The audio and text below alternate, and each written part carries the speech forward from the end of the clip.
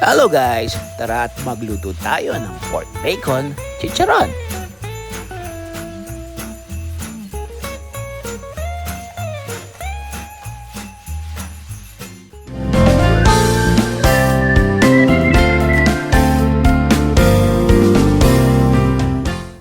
Gagamit tayo ng 2 kilong pork belly cut into bacon style. Hugasan lang natin ng maigi ang ating meat at lagyan ng konting asin at paminta. I-air dry natin ang ating karne at make sure na hindi patong-patong ang ating meat. Ilalabas muna natin ito para mabilis mag-dry. After an hour at after nating ma-preheat ang oven, ilalagay na natin ang ating meat.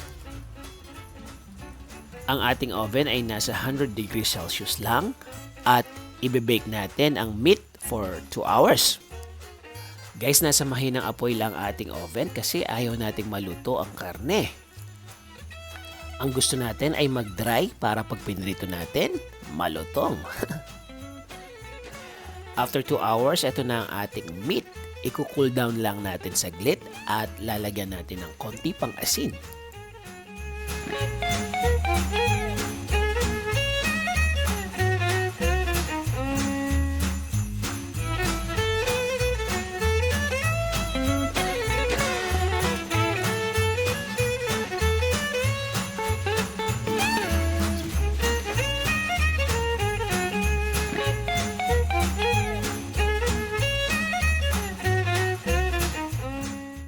Muli nating ibalik sa wire rack, just make sure na maayos pa rin ang pagkakalagay nito.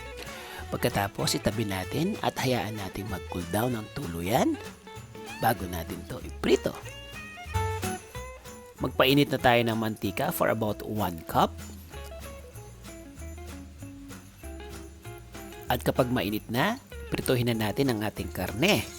Just make sure na batch by batch at hindi crowded ha.